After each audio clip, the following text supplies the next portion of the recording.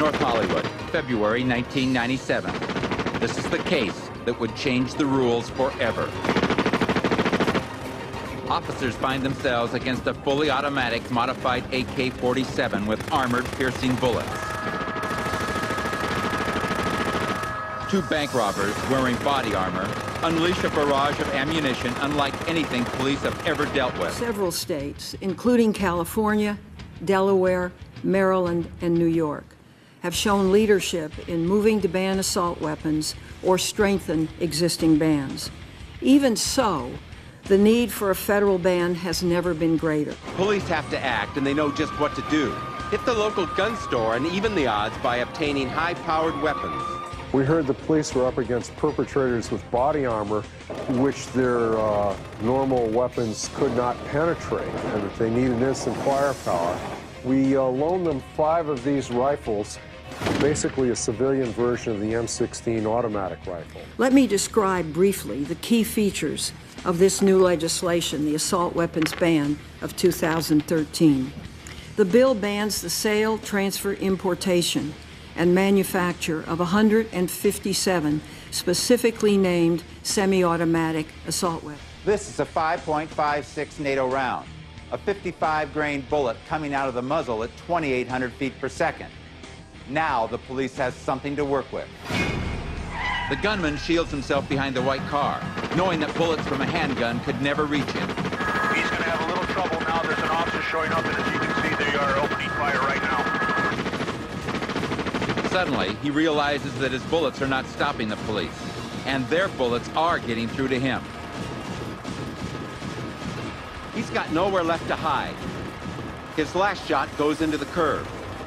He struggles to get up, but his robbing days are over. Officers approaching. Police are now equipped to handle situations like this, which will surely happen again, because unfortunately, guns like these are fairly easy to obtain. The bill prohibits large-capacity ammunition feeding devices capable of accepting more than 10 rounds. You can't tell me that AK-47s and some of these high-action military with big clips, that's not what our founders had in mind. Well, wait a minute. Why would we? I'm going to stop you right there. All right. Okay, I want you to go and read Federalist Papers number 46, where Madison, a Federalist, a proponent of a powerful central government, lays out the purpose for the Second Amendment. And his intent was that the citizenry be equally armed as a standing army. So should we? The purpose of self-defense. That's the same purpose for law enforcement. Who is it you're defending yourself from? Who is it the law enforcement defends themselves from? No, there is a criminal element in our society. Anxious family and friends cross the yellow tape into a surreal crime scene.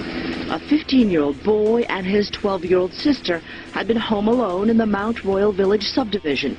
And at about 2:30, a pair of home invaders tried the front and back doors, then broke a back window. A young boy was protecting his sister. You know, he was in fear for his life and for his sister's life. The brother grabbed his father's assault rifle and knew what to do with it.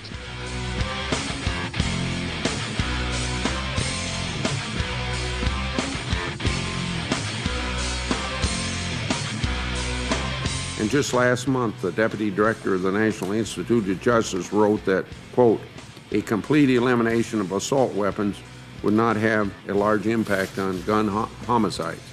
Officer Young, as a child, survived a school shooting in Stockton, California, in which 5 young students were shot and 26 were injured. He sets out in this article his reasons for opposing gun bans as a victim himself. There are vast numbers of gun control laws in our country. Criminals do not obey them, but law-abiding citizens do. That tilts the scale in favor of criminals who use guns. If gun control laws were effective in reducing crime, they would have produced lower crime rates by now.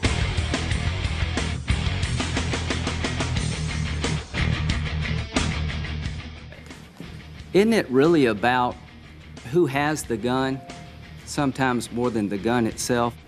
But we're talking about trying to solve a problem that has as its central core that the people who are committing these crimes should never have any gun or one bullet. That's what we all agree on. And the best way to prevent crazy people mentally unstable people from getting a weapon is to identify them somehow before they murder somebody to steal it or they try to buy one.